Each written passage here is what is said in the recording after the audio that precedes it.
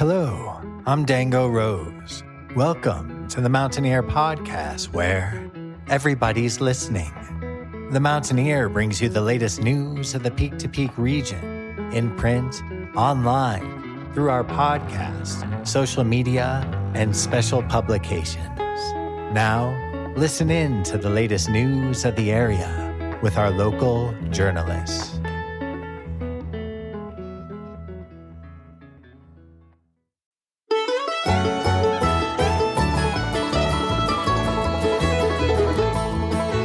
Follow your head, not your heart.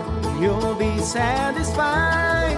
Don't go looking for a bluer sky in a world that's black and white. Some days it may feel like you swallowed a bitter pill, but the way it is, it's always been for you. It always will. Well, I tried so. The song that you are currently listening to is called The Truth Fits, and it is the opening track for Yonder Mountain String Band's brand new album, Nowhere Next. It came out everywhere on November 8th, so you can stream it now or purchase it wherever you get your music. To learn more about Yonder Mountain, be sure to head to their website at yondermountain.com and check out more performances from them on their YouTube, Yonder Mountain String Band.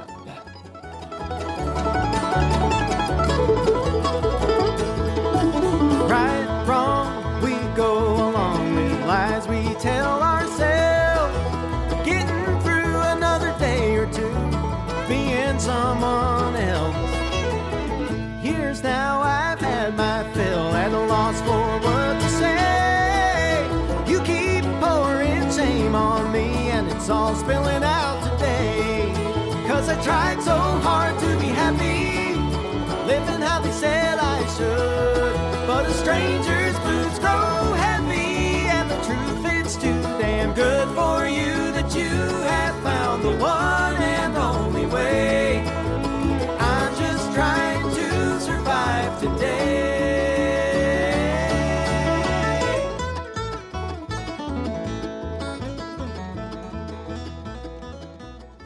Hello there, everybody. My name is Jamie Lammers, and welcome to the Mountaineer Podcast. This time, instead of a miscellaneous Monday, I'm bringing you part one of a two-part episode of Music of the Mountains. This week's promotion involves a band that has an incredibly sprawling history, and I ended up taking a deep dive with two different members of the band. In the end, the deep dives with both felt so massive that putting them in one episode felt incredibly cumbersome. So I decided to make two separate episodes for both interviews. And what I hope to do is allow both of these episodes to stand on their own, but also to bring different stories and perspectives into both episodes. I'm very excited to jump right into the first part of this very special Music of the Mountains segment.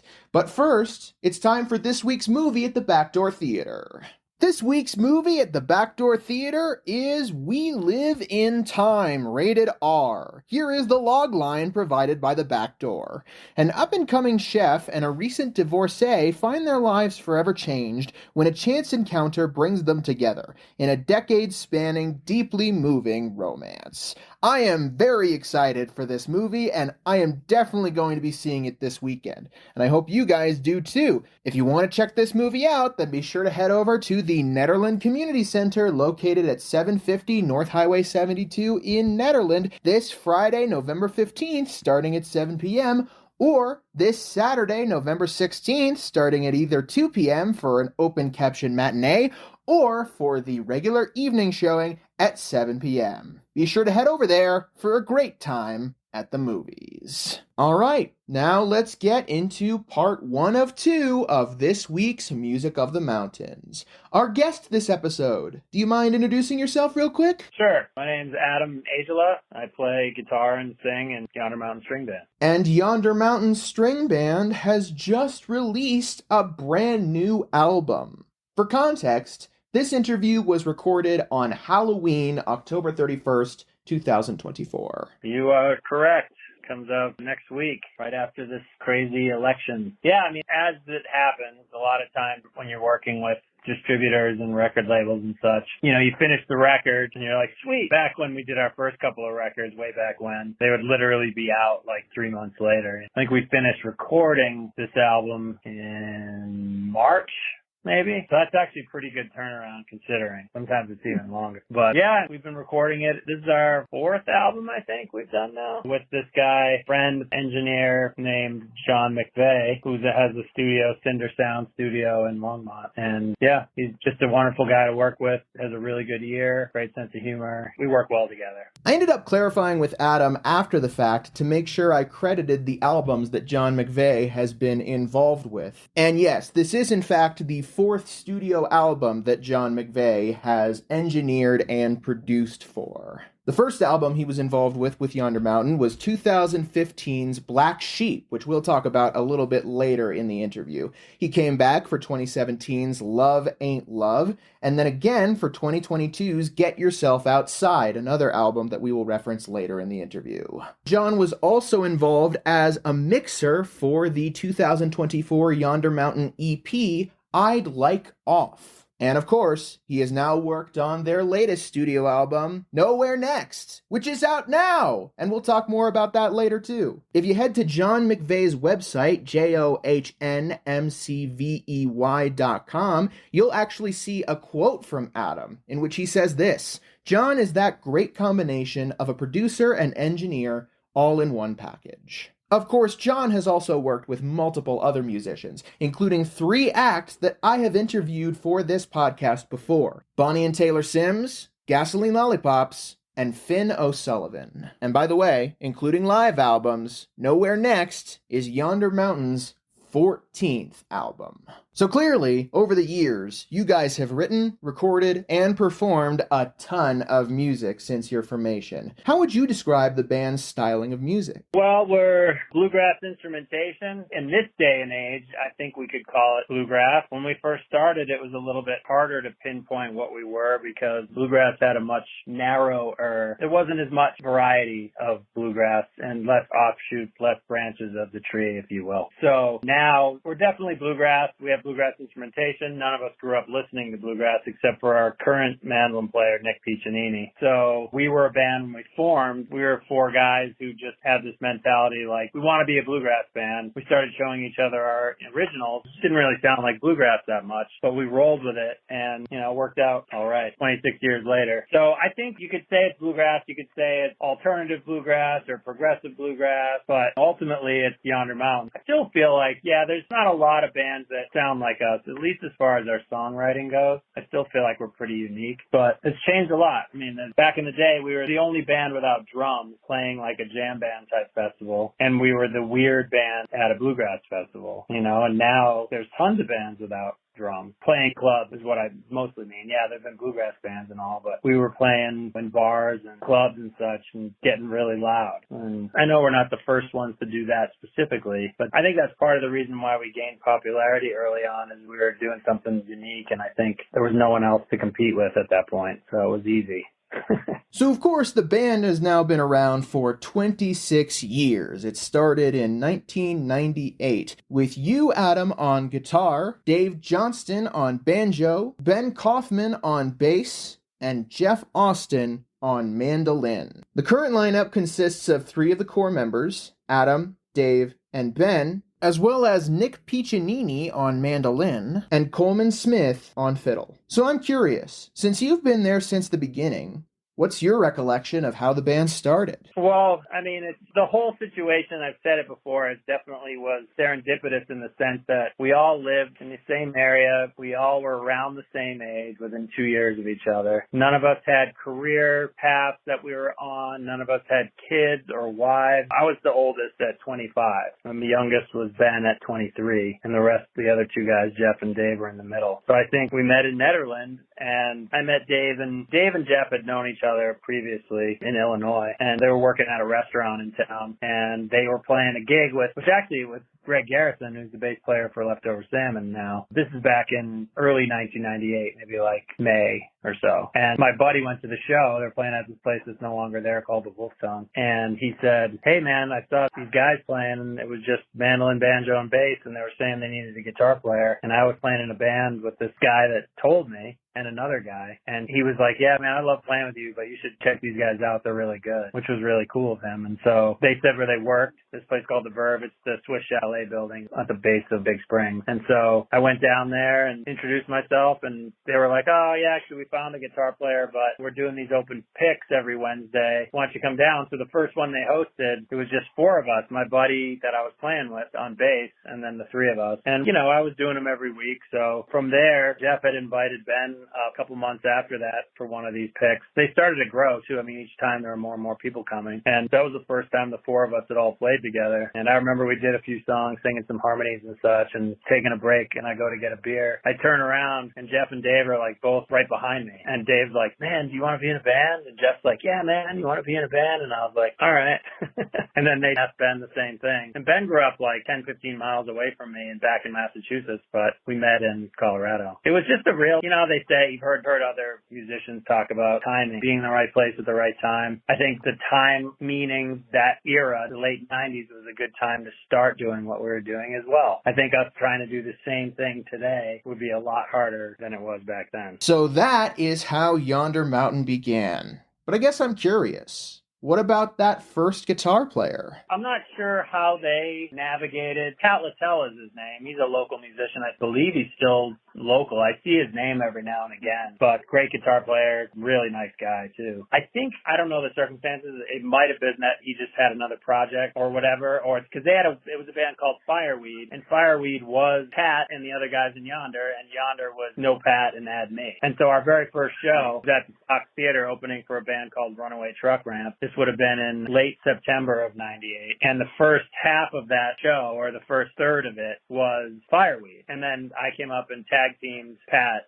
And Pat left, and Yonder played their first live show. Paid gig, I guess. We had done those picks and such in Netherlands. But yeah, I actually don't know if they said, hey, we got this other guy, or if it was like a totally mutual thing. I mean, there was never anything but kindness from Pat, so I imagine it was very amicable. I ended up clarifying the story of Patrick Littella's involvement with Yonder Mountain, and you'll hear more clarification about that story on Friday's episode. I want to clarify now, though, something that I misunderstood while I was interviewing Adam. Patrick was never part of the lineup of Yonder Mountain. Fireweed was a completely separate project, and Yonder Mountain formed specifically because of the core 4 that started that band. Of course, Patrick Littella has continued with many other projects, and you can learn more about him as a musician at his website, PatrickLatella.com. So Yonder Mountain cemented in 1998. You had your first shows in 1999. And from there, I assume you continued to expand into more venues? Yeah, so we did, as I remember correctly, I mean, we did little places in Boulder. We did places that were up and around Netherlands. We ended up getting some gigs in Crested Butte and Breckenridge. And basically, the responses we were getting, even though they were small crowds, the excitement in the responses that we were getting, and actually basically the fans gave us the courage to leave the state. And I remember Vince Herman from Leftover Salmon giving us a bunch of venues on the West Coast to call, and Jeff and I divided them up, split the list, and we each made phone calls, which is incredibly hard to tell yourself, like, really, we're good. What I should have done is had an alias and said, you know, I'm Joe, whatever, and I'm their booking agent, but I wasn't smart enough to do that back then. But yeah, our first tour was March of 99. We left. First state outside of Colorado was Utah, and we just made our way. We ended up playing in California, like Chico. We played up in, I know we played in Oregon. I know we were I think we might have done a private party. I don't know if we played an actual show in Washington. We played in Idaho, at a place in Moscow, Idaho. I don't remember exactly. I mean, but yeah, and that was it. I mean, it was one of those things too where the internet was really starting to get bigger. Our sound guy was actually an IT or computer guy, so he made our website. We had a website really early on. There was an early form of social media that were called Yahoo e-groups, and that was a way for people to communicate about our music pandemic, like people would say, hey, I recorded this show, send me a B&P, blank and postage, and I'll burn a CD for you and send it to you. And so, we'd go to these places, we'd play for 40 to 60 people our first time going, and the next time we came back, there'd be 200, and we're like, what the hell? What happened? First time we headlined the Fox the following summer, I want to say we did almost 450 people. It was 400 something. So we went from nothing to something really fast, and it was interesting, and we were just young and fired up and writing music and recording, and basically until the pandemic, been touring the whole time. Pandemic was the first time we really got a long break. So the band expanded quickly out of a completely serendipitous moment. But before we continue on with the continued growth of the band, I want to ask you, Adam, before Yonder Mountain, what was your musical background? And do you have a general sense of the other members' musical backgrounds as well? Sort of, a little bit. I mean, for me, it was music's always on in my house. My parents loved, neither of them played music, but they both liked to listen to it. And they didn't go out and buy a ton of music or anything, but they had a fairly decent record collection, and radio was on a lot, Casey Kasem pop, top 40 stuff. But I think I was around 10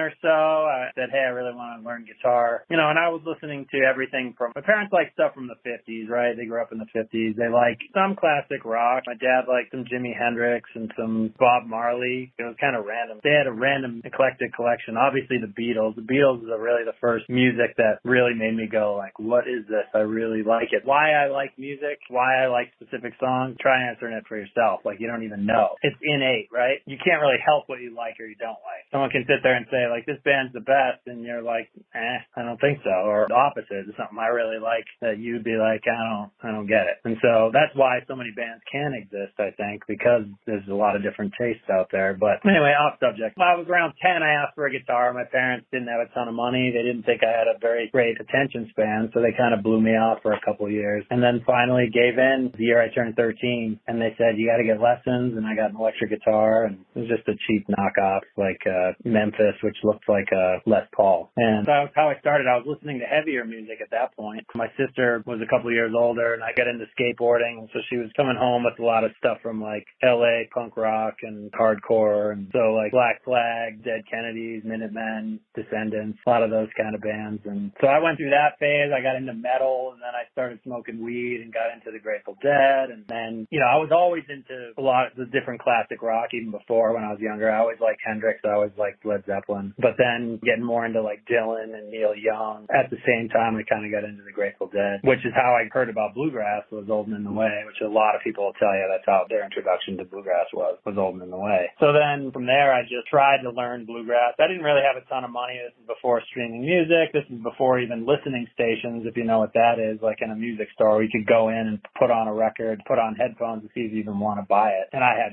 for money. So, I didn't really know what to buy. I didn't know anyone that listened to bluegrass. And so I didn't really get introduced to other bluegrass musicians or anything. I knew who Doc Watson was. I knew who Norman Blake was. I knew who David Grisman Quintet was. So obviously Tony Rice. But as far as bluegrass, I didn't know. And then when I met the other guys, Jeff and Dave actually knew quite a bit. And they gave me some mixtapes. That's how long ago it was. And that was kind of my introduction to bluegrass. So like I say, I learned how to flat pick on stage, which I don't advise to anybody.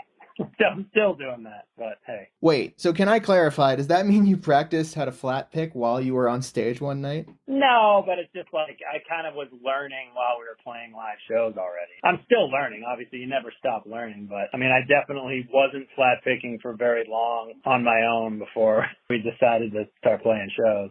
So out of curiosity, how much do you know about the other band members' backgrounds? Ben's dad was a band leader of a big band, and he played saxophone and maybe some other wind instruments. And so Ben kind of grew up listening to big band stuff. Started playing bass when he was pretty young. I don't know if our bios on the website might have more info on that stuff. I'm not sure if they do. But Dave didn't start playing banjo until he was like 18. So didn't play music, period, until he was about 18. And then Nick started pretty young. Nick's about 16 years younger than me. He just turned 35. So let me think. I think he was around 10 or 11. Bluegrass so he's the only one who grew up listening to it. Kid rips, though. I mean, he plays his first instrument's banjo, then guitar, then fiddle, and then mandolin, and he's playing mandolin with us now, and he's really good at it, but his guitar and banjo playing and fiddle are exceptional in my opinion. Just one of those guys that can play everything. Coleman Smith, who's on the new record, he's a really good guitar and mandolin player as well. I know he started really young. I want to say he was like 3 when he started playing fiddle, or violin at that point. Dave was into a lot of the same music as me. Like, we were both skateboarders. He grew up in the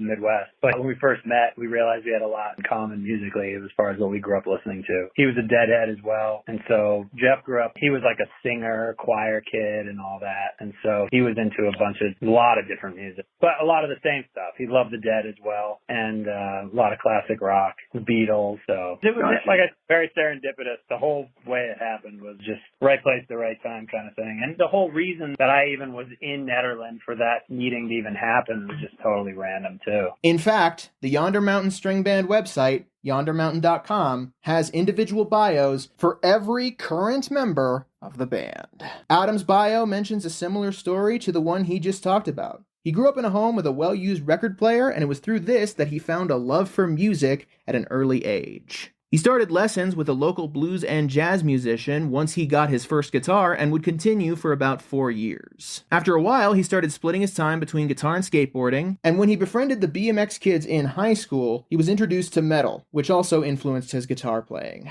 Ben Kaufman mentions in his bio that he started playing music as a child in much the same way other children start playing music, by banging around on the piano. He adds, was it good music? No, probably not, but it was a start. Ben's parents actually met for the first time when his mother attended one of his father's rock band performances. His father, John, was also a musician, and the band was called Sanctuary. John also conducted and played in the DEC Big Band for give or take 20 years. The band name Sanctuary ended up coming in handy when Ben formed his own band for the first time in 6th grade. He called it Sanctuary Revival. The band lasted through high school and changed names quite a few times, but of course, Ben continued playing after that. Dave Johnston spent his extracurricular time at the University of Illinois learning banjo. His first ensemble was a group called Giblet Gravy, and members of this group ended up splitting with Dave to form the Blue Grassholes. I also wanted to add some additional context that isn't in the website bio. During his time in the Blue Grassholes, Dave actually brought Jeff Austin on board to sing. At that time, Jeff didn't play an instrument, but he did tell Dave that he owned a mandolin. Dave told Jeff to come to a performance and play anything, just play fast and loud. After the Blue Grassholes dissipated, Dave moved to Boulder, and Jeff moved to Nederland. And of course, after that, they ended up meeting Ben and Adam at the local club The Verve. Nick Piccinini started performing bluegrass music on the 5-string banjo, playing with multiple bands across the state of New York. And Coleman Smith has been playing the violin since the age of 3. He was awarded a full presidential scholarship to the music department at Marywood University and ended up studying music performance there, minoring in music pedagogy, graduating cum laude. And of course, he's been performing since then. If you want to read the full bios of all 5 of these band members, then be sure to head to yondermountain.com. Something funny that I noticed, while Nick primarily plays mandolin with Yonder Mountain, his credit on the Yonder Mountain String Band Wikipedia currently claims that he plays everything. But you guys have been around for a long time, and things have changed since you first became a band. When you released your debut album, Elevation, you ended up releasing it through your own label, which, as Adam mentioned, they still run, Frogpad Records. Now, they have a completely different distributor. But it's not just that. Things have changed in general. So I guess I'm curious, what has been the biggest change for you in regards to specifically getting your music out there? Was changing distributors a big reason as to why there are so many more logistics now than there were back then? Yeah, I mean, this is before any sort of online music at all. So it's just a much smaller pool at that point as well. And Frogpad is almost just a name. We use 30 Tigers as our distributor now. And so they're the ones who actually put it in stores and whatnot. Back in the day, we were as independent as they get. We'd say, we go down to Bart's and say like, hey, do you want to sell some of our CDs? This is after vinyl fizzled out and before vinyl came back. So basically it was just CDs back then. It was post-tape and before vinyl had its resurgence. And so we'd go down to Bart's and say, hey, you want to buy some CDs? And they'd buy them at cost. And then as we went to other places, people would say, hey, they'd reach out to us via our website, say, hey, can you send us, we want to buy blank. And so that was the way it was distributed. The release date as it stands now sometimes takes a while for a few reasons. One is the marketing preparation and figuring out what songs you want to push, singles, and then how many CDs you want to order, how many records you want to order. They sort out how many are going to Europe, how many are in the States, and there's just more logistics in that regard. And then there's also, for each distributor, they only really release X number of records a month. So you have to find the month where they can fit you in, basically, too. The earlier you say, hey, I'm going to have masters in hand on this day, the easier it is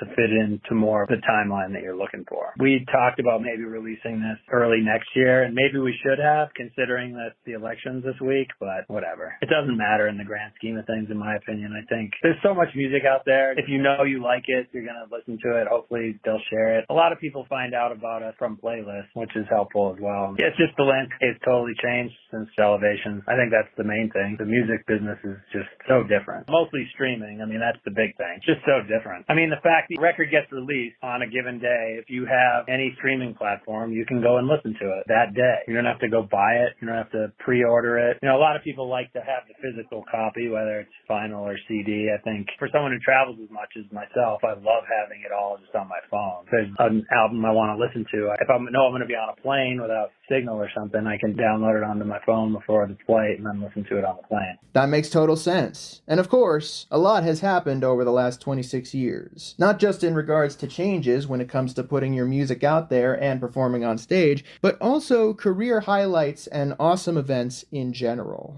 Now I want to transition into some career highlights that I found for Yonder Mountain String Band over the years. It must have been surreal for you as a Beatles fan growing up for Yonder Mountain String Band to be involved in the 2005 album This Bird Has Flown, a 40th anniversary tribute to the Beatles' Rubber Soul. That album features every track from Rubber Soul, of course, including a performance of Nowhere Man by Low, a performance of Michelle by Ben Harper and the Innocent Criminals, a performance of What Goes On by Sufjan Stevens, and it even included 2 bonus tracks in the iTunes Music Store for a while from the Beatles album Help. I've Just Seen a Face, performed by Slow Runner, and It's Only Love, performed by Sam Champion. So I'm curious, Adam, how much do you remember about Yonder Mountain String Band's performance of Think for Yourself for that tribute album? All right, not much. That's 19 years ago. I remember thinking about, because that album, that's from Rubber Soul, correct? Isn't that whole record, isn't that what that whole, it's just covers from Rubber Soul? Yeah, we all knew the album, obviously, and so went through the songs. We didn't want to do something super, one of the more popular ones, if we had the choice, and we probably wouldn't have anyway. I'm sure someone else would have grabbed them, but we always loved George Harrison. We still do it, and even back then, we had already been doing only a Northern song for a long time, and so I remember, I don't know who actually said, but it was decided that we were going to do Think for Yourself, and Jeff and I twinned the lead vocal on it, which I thought was kind of funny. Like, we both sang it together. And yeah, I don't even know if I remember much of it. I know I could get through probably part of it. Listening to it, I could probably get through it fairly quick, but I don't have much. Yeah. It's crazy thinking back how much stuff's happened. You figure on average doing roughly, maybe on average 100 shows a year. Since then till now, that's 1,900 shows. Stuff gets lost in the shuffle. I don't actually, that's the thing too. People often ask, like, what's your favorite place to play? What's your favorite show you've ever done? And I don't even really think in superlatives, I guess. I don't really even know. There's places I'd love to play, and I have played, but it's always hard to quantify, for me at least. Some people, they keep track of stuff, and they know exactly, say, I remember it was this, and this, that's just not how my brain works. That makes sense too. But there's one performance that I really wanted to bring up here with you, Adam. As a clarification, I am not endorsing endorsing any particular candidate or giving out my particular opinion of the results of the 2024 United States presidential election on behalf of the Mountaineer. However, I wanted to bring this particular event up because it feels particularly relevant for the times that we are in now, and it seems like a once-in-a-lifetime opportunity anyway. Yonder Mountain String Band was selected to perform for the 2008 Democratic National Convention in Denver, the day that Senator Barack Obama accepted his nomination as the Democratic presidential candidate. How did that come about? Yeah. If I remember correctly, someone on the entertainment side of this event, they definitely wanted a local band, and someone on the board pitched us because they liked us, whoever that was. So it was someone local saying like, hey, you should check out these guys. And at first I was a little bit upset because there was a 3-game series, the last series against the Yankees Red Sox before they tore down the old Yankee Stadium. And I had tickets to all 3 games, and it fell during that time period. I ended up going to one of them, but I had to come back. And I remember being upset about it. But then after we did it, I was like, all right, I'm glad we did it. But at the time, I was pissed because I was like, oh, man, because I already knew who I was voting for. You know, we're not very political in general. Personally, of course we are. But as far as our public image, we're not saying stuff from stage, really. Or this was the one time. It's really the only election, I think, where I've actually truly voted on the offense. I feel like I vote for presidential elections. I vote on the defense a lot, if you know what I mean. You're voting until the other one doesn't win.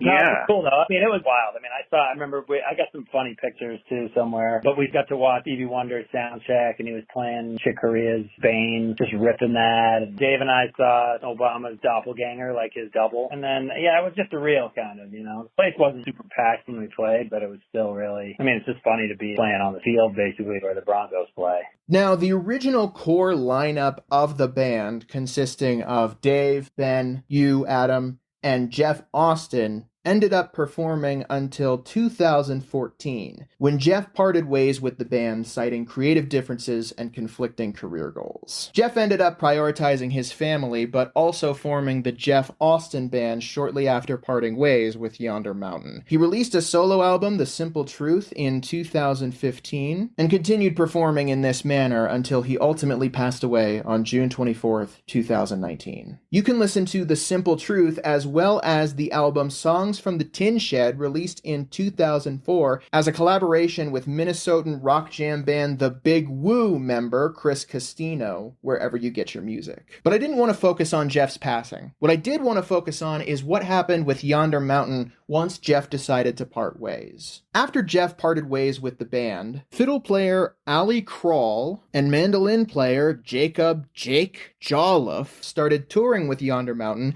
before becoming official members of the group in May 2015. That now meant that for the first time, Yonder Mountain was a 5-piece instead of a 4-piece. How was that change discussed? I assumed that changing from a 4-piece to a 5-piece would alter the sound in some way, even if it's not a drastic alteration. It does, yeah. Well, as I recall, there wasn't a lot of conversations about it. I think what we did was we had a period when Jeff was still in the band where his wife had their first kid that we went out, we had a tour scheduled already, and he's like, well, I can't go, I gotta be home. And so we went out with Ronnie McCurry and Jason Carter as our mandolin fiddle in the band from Del McCurry Band. Traveling McCurry's opened all those shows and just had a really, really good time. And I think that was just probably the catalyst for us. And so, that's funny, you're asking all this stuff from so long ago, my memory just sucks. But I feel like if it was a big deal as far as the preparation and everything, I would have remembered. So it leads me to believe that we were kind of just like, yeah, let's just do it, you know. I think as far as the business side of things back then, we were a little bit less involved than we probably should have been. Basically, since the pandemic, we're way more hands-on. We're better for it. But I don't know. I mean, all I know is we had a blast doing that run. So then when Jake and Allie started playing with us, that was when we felt it was just a trial period, basically. And we were in the middle of starting a new record, so we brought them in on it. That's Black Sheep. And once we started playing shows, so Jake played on the record before we ever even played a live show with him. And then Allie came in shortly after we started playing shows together. And that was late spring, early summer of 2014. By the way, you can learn more about Jake and Allie by going to their websites. Jacob, JOLLIFF.com and ALLIEKRAL.com. At this point, though, Jake and Allie have since also parted ways with the band. In 2020, Nick ended up joining. Nick had just come from playing with the Madgrass group Floodwood. Did he join after COVID? No, before. He literally started in January of 2020. That must have been crazy for him going full throttle into touring once Yonder Mountain started performing again. Yeah. Well, we eased back into it, as did everybody, because stuff didn't really go from closed to wide open. So it was a trickle. The shows kind of came back in sporadic. We didn't really get after it full on until about May of 2021, I guess. That sounds about right. You're right, full throttle was not quite the right choice of words on my part. But I meant it must have been really cool for him once Yonder Mountain started performing more frequently again and he could cement himself into the band for the first time. Yeah, we did about 30 shows, I think, and then we got sent home. And then between March 20th of 2020 to May 1st of 2021, we did 12 shows or something. It was crazy. 16 months of basically hardly doing anything. We wrote a record remotely, and that was Get Yourself Outside. And we did a bunch of videos, YouTube videos. You can see them online. They're called Quarantine Vids on our YouTube channel. We did, almost 30 of them. Where everyone would send me their videos, and I'd do like the Brady Bunch style, put everybody in little boxes, and I mixed all the music, and it was pretty fun. It was fun to do that. Kept us busy. Of course, you can check out these quarantine tunes on the Yonder Mountain YouTube channel, Yonder Mountain String Band. And of course, since then, Coleman Smith has also joined the lineup. Yeah, he started with us full time. He played some shows with us last year, but he started full time this year. Coleman's been in other projects too, right? Yeah, when I met him, he was in Rapid Grass, and they're a band. Idaho Springs was kind of their home base, but Coleman's been in Buena Vista for a while. But yeah, I met him from doing a side project thing in Golden with a few guys from Leftover Sam and me and Coleman. That's how we met. So then when Allie left and we were just playing with different fiddle players, early on I'd asked him if he wanted to play some shows, and he was like, yeah, he was super busy. He's got a music school that's doing really well, actually. And so he was like, yeah, I want to do shows. I'm really busy. And so eventually some time freed up. I think first time he played with us was like last spring in 2023. And then he did about maybe 10, 15 shows with us last year. And he's only missed one show this year that was on the book. He's basically played every show with us this year. So he's really good. Even though I have not interviewed Coleman Smith before, I knew I recognized his name because he has also been involved with David Lawrence and the Spoonful, and ended up talking about his very prolific music career in the episode where I interviewed David Lawrence. So check out that retrospective episode if you want to learn more about Coleman. In the meantime, though, even though we are of course promoting your newest album, Nowhere Next, I did want to circle back to Get Yourself Outside, which you just mentioned you wrote remotely. Did you write and record it remotely? So we did demos, we did pre-production. So yes, it was recorded remotely, and I have all those recordings. But we did Zoom calls. We're actually going to do some for this, because we're going in the studio early next year already. We're going to do some Zoom calls coming up in the next few weeks to work on new music. And that's how it makes it easy. Dave and I live right down the street, but Ben's in California, Nick's in upstate New York, and Coleman's in Buena Vista, which is 3 hours away from here. So working on stuff it works really well, especially obviously with the ease of uploading and stuff. So we make folders, say in Google Drive. I'll upload a song, an idea. We each have our own folders and can upload as many as we have. They're like, we're going to have an hour to work on something today. So we could say, hey, everyone's listened to what everybody has. And then if anything stands out, people will say like, hey, you want to work on this one? And we'll go, yeah, sure. And then we'll get on. And sometimes it's all 5 of us, or sometimes it's just 2 or 3 of us, whoever can be available, and we'll just brainstorm ideas. That's how we did the last 2 records pretty much. And yeah, we're going to do it again for the new one. But there is a reason that I wanted to circle back to Get Yourself Outside. The 2022 album ended up being nominated in the 2023 ceremony, the 65th Annual Grammy Awards, for Best Bluegrass Album. Did you end up going to the ceremony? Yeah, I did. We all went. It was one of those things where you get a ticket to go, you might as well go. How many times can you go? Anyone can go if you pay, but if you're a member of the Music Academy, you can go. And if you've been nominated, you get a ticket. It's pretty cool. It was a cool experience for sure. I'm not big on accolades for adults, I guess. That's just not my thing. But I'm not going to say that it wasn't cool to be nominated. I think it's cool to be in the Colorado Music Hall of Fame. lame as well. We didn't really have I wasn't thinking we were going to win, and I wasn't really worried about whether we did or not. We just wanted to go experience it. Why not, right? And it was definitely cool. It was weird and interesting. There was a lot of interesting people, but I'm glad I went. Get Yourself Outside was ultimately nominated with the albums Calling You From My Mountain by Peter Rowan, Almost Proud by the Del McCoury Band, Toward the Fray by the infamous String Dusters, and the ultimate winner of the award, Crooked Tree by Molly Tuttle and Golden Highway. Okay, I think I've touched on all of the career highlights that I wanted to talk with you about specifically, Adam. I did realize later that there were a couple of questions I forgot to ask involving one more career highlight and something about the title track on the newest album, Nowhere Next. But we'll talk about those in the next episode. For now, though, I want to circle back to logistics involving Yonder Mountain String Band. How has the songwriting process for Yonder Mountain changed or developed over the years? I think the way it's developed, I prefer it. There's always the saying, too many cooks in the kitchen. But with these guys, I trust everybody. So I feel like more heads looking at a given idea. We all have the same goal, which is to write the best song you possibly can for any given idea. Sometimes stuff doesn't work. Sometimes you like it. It just doesn't work for the band. I think everyone's really good, or at least on the outside it appears that way. I know that I am okay with someone. I'm not married to any idea that I have, and I think that's a healthy way to be, to say, I think, because I know everybody and we know what Yonder sounds like so well that I kind of know when something's going to work and when it's not. But in the times that I'm not, it's okay, because there's no ego involved. If something doesn't seem like it's going to work, we're very scrutinizing as far as what we want to put out. That being said, if it's one person specific, say it's the person singing it, if there's one specific idea that they're onto, even if it's not exactly something that I might say, or Ben or Dave or Nick or whoever, I'm inclined to leave it to a degree. Well, obviously we'll change. A lot of times it's like a line or a word or here and there. We're just like, I don't like that. Like, it's okay. I'll have lines and Dave will be like, yeah, that line's kind of cheesy. I'm like, I agree. What can we do? Help me. You know what I mean?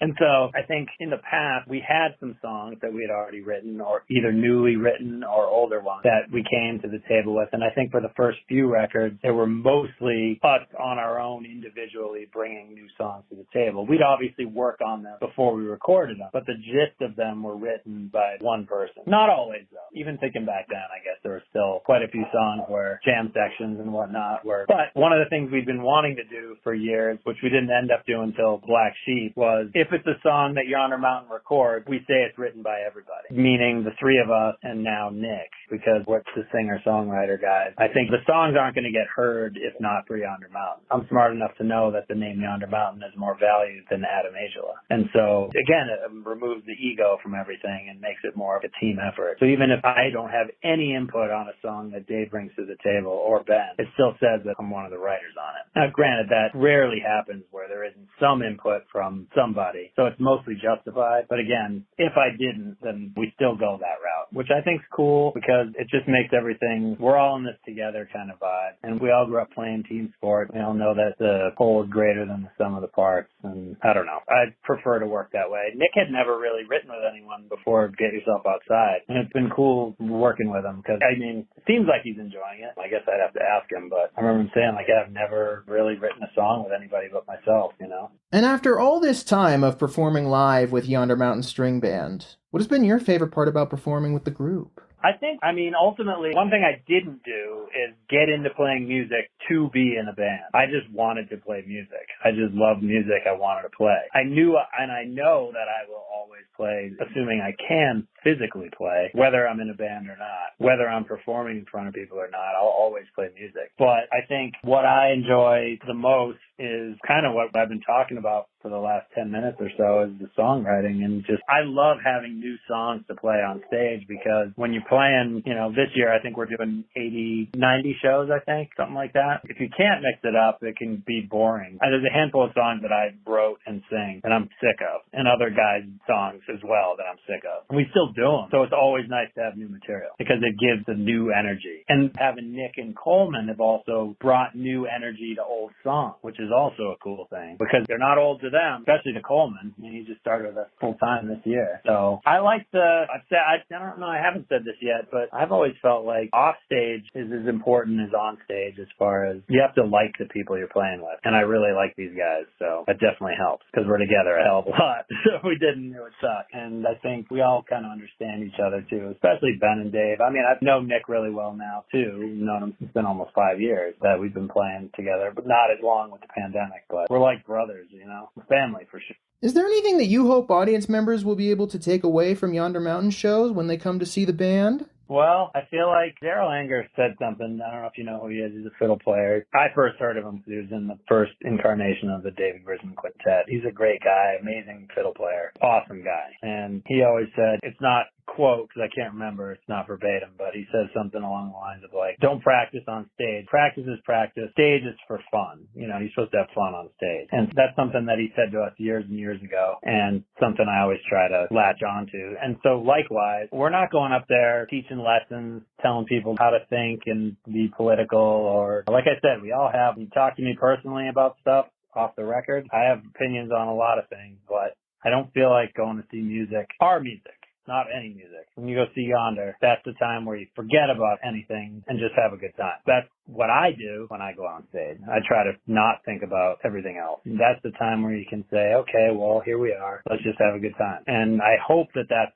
what translates the majority of the time that we're playing shows. I feel it from the other guys. Obviously, we can all get off stage and be in agreement 100%. Both sides of the spectrum get off and say, like, God, that was really freaking great, you guys. And other times get off and be like, why'd that suck so bad? You know, like, so they can't all be home runs. But all the same, come to the Yonder Mountain show and just let go and have a good time. We're not going to be pushing anything on you except to have a good time. And to wrap things up, I have one more personal question involving my experience over the years with Yonder Mountain. You see, I have not been involved in the Nederland or peak-to-peak music scene or even the Colorado music scene for my entire life. I mean, heck, I'm 22 and turned 23 on December 30th. I haven't even been alive the entire time that Yonder Mountain has been around. But I feel like when I started hearing about people involved in the music scene here in Colorado, there have been 4 names that I have been hearing since that beginning. Perhaps there are more, but the 4 names that I can think of off the top of my head that I keep on hearing and have always heard are Leftover Salmon, Elephant Revival, The String Cheese Incident, and Yonder Mountain String Band.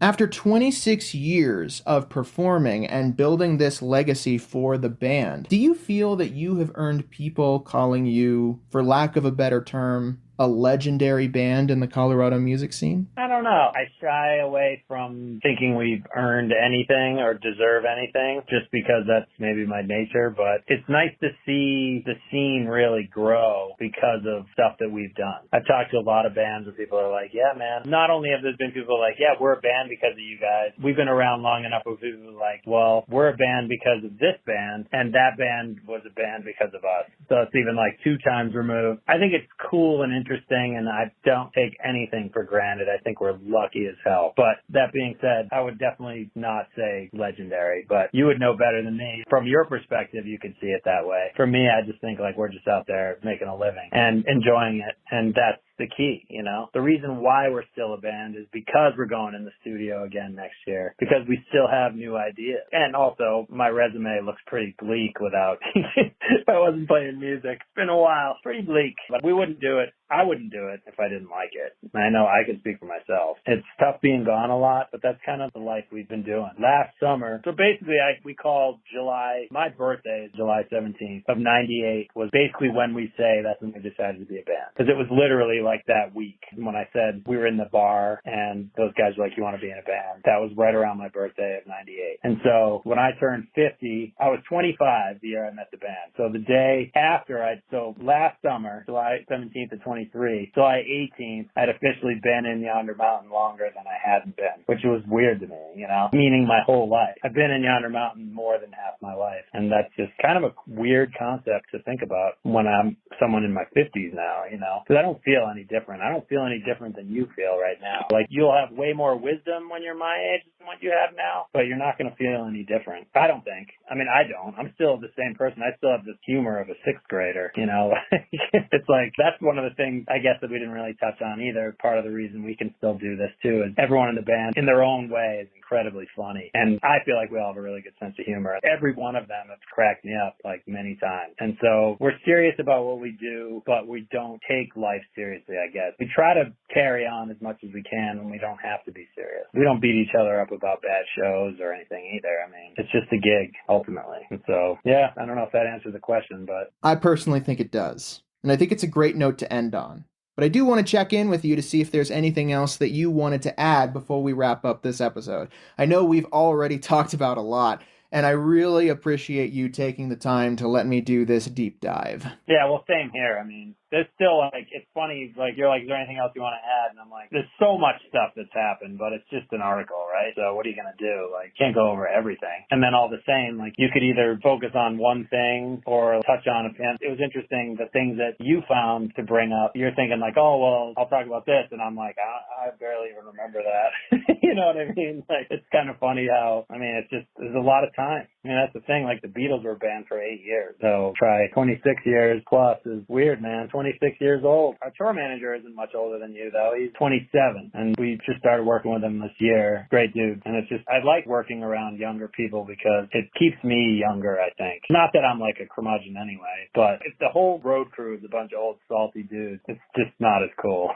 It's nice to have some people who are like, oh, wow, we're going to this city. I've never been here before. And in my head, I'm like, oh, we've been here 20 times. But it's funny to see that someone gets fired up about that. But then I'm also, we go to some cities where I know there's a really good restaurant or something, and I can take someone new with us, be like, hey, we're going to go eat here. It's awesome, you know? So it's just an interesting ride for sure. I appreciate you reaching out, and good to represent the Netherlands area. Thank you so much, Adam, for coming on board and joining us for the podcast, and for letting me interview you to promote Yonder Mountain's 14th overall album, their newest album released on November 8th, Nowhere Next, which you can stream wherever you get your music. Yonder Mountain is going on a tour to promote the album, but they are not coming to anywhere in the Peak to Peak area, so this promotion is primarily for the album. However, if you want to learn more about the band, then be sure to head over to their website at yondermountain.com. Thank you so much, everybody, for tuning in to this first of 2 parts of our Music of the Mountain segment for Yonder Mountain String Band. I'll be back on Friday with part 2 of this very special segment. In the meantime, if you want to share this episode or others around with whoever you see fit, then be sure to head to our website at the mtnear.com and scroll down near to the bottom, or head to our podcast main hub at the mtnearpodcast.buzzsprout.com. And if you have anything that you want to promote in the Peak to Peak area, if you're coming to the Peak to Peak area, if you already live in the Peak to Peak area, if there's something you want to share, if there's a segment that you want to provide,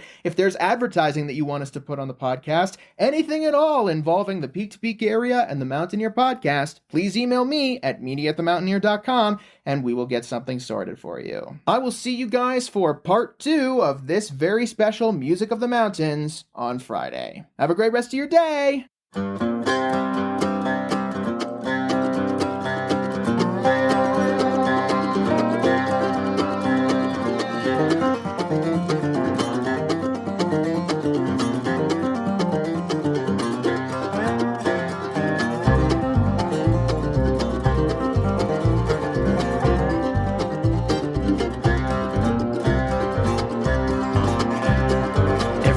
I keep looking for my baby. Everywhere I look, I keep finding her gone. She used to drive me wild, now she's driving me crazy. Damned if the right one didn't go wrong. Damned if the right one didn't go wrong.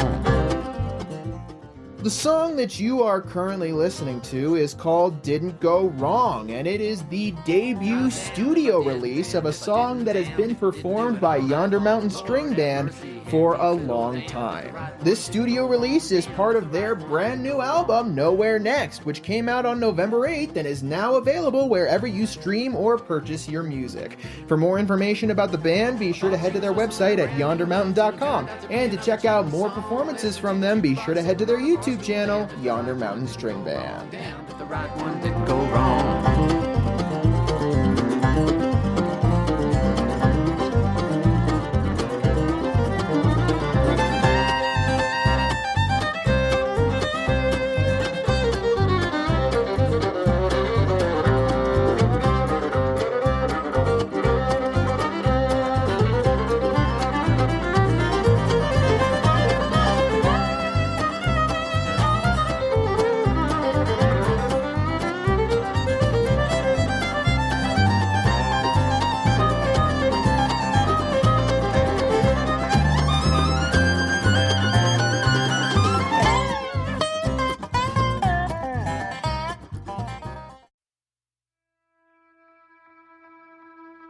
And that's it for our show.